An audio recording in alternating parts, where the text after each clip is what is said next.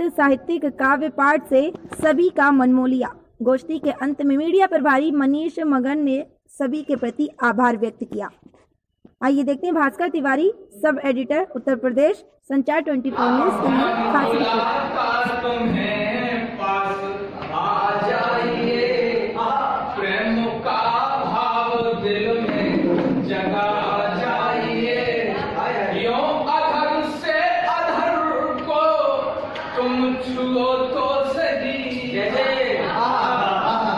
थोड़ी सी कल्याण आनंद है, काफी देखो बहुत बढ़िया है। यों अधर से अधर को तुम छुओ तो सही, स्वर बांसुरी सब मन में समा जाइए।